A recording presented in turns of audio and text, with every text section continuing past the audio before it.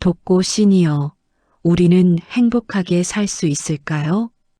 독고 시니어는 오늘도 새벽 5시에 눈을 떴습니다. 알람이 울리기 전에 먼저 깨어나는 나이. 이제는 꿈보다 현실이 더 또렷한 시간입니다. 창문을 여니 차가운 공기가 얼굴을 스칩니다. 젊은 날엔 출근을 위해 서둘렀고, 중년엔 가족을 위해 뛰었고, 이제는 조용히 자신의 숨소리를 듣는 나이. 나는 행복한가? 독고 시니어는 스스로에게 묻습니다. 젊은 날 그는 누구보다 치열했습니다. 가난을 벗어나겠다고, 자식 많은 나처럼 살게 하지 않겠다고 밤을 새우며 일했습니다. 성공도 했습니다. 집도 장만했고 아이들도 대학을 보냈습니다. 하지만 정작 자신의 마음은 언제 돌보았는지 기억이 나지 않습니다. 은퇴 후 첫 해, 그는 무너졌습니다. 아침에 일어날 이유가 사라졌고, 전화는 점점 줄어들었고, 필요한 사람에서 그냥 한 사람이 되어버린 느낌. 세상은 여전히 빠르게 돌아가는데, 자신만 멈춰 있는 것 같았습니다. 이 나이에 무슨 행복이야. 그는 그렇게 중얼거렸습니다. 어느 날 동네 공원에서 같은 또래 노인들이 웃으며 운동하는 모습을 봤습니다. 처음엔 이상했습니다. 저 나이에 뭘 저렇게 웃지? 하지만 가만히 보니 그들의 웃음은 억지 웃음이 아니었습니다. 누군가는 손주 자랑을 했고, 누군가는 새로 배운 스마트폰 이야기를 했고, 누군가는 작은 텃밭 사진을 보여주며 마치 세상을 다 가진 듯 웃었습니다. 그때 독고 시니어는 깨달았습니다. 행복은 큰 성공이 아니라 다시 시작하는 용기라는 것을. 그날 이후 그는 달라졌습니다. 처음으로 스마트폰 강의를 등록했습니다.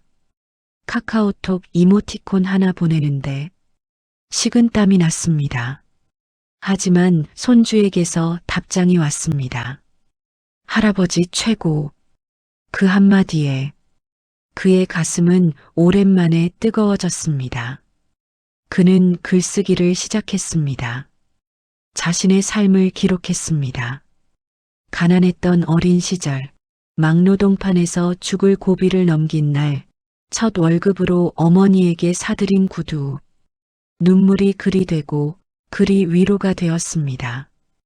그리고 알게 되었습니다.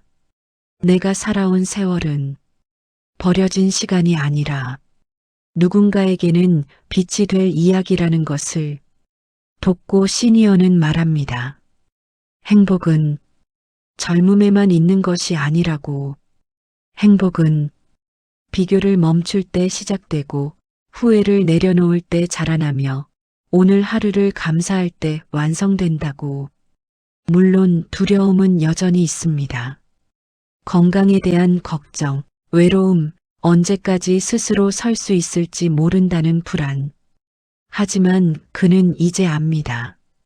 행복은 불안이 없어야 오는 것이 아니라 불안 속에서도 웃을 수 있을 때 찾아온다는 것을. 어느 날 그는 이런 말을 했습니다. 나는 늙은 게 아니다. 나는 오래 산 것이다. 이 말 속에는 패배가 아니라 존엄이 담겨 있었습니다.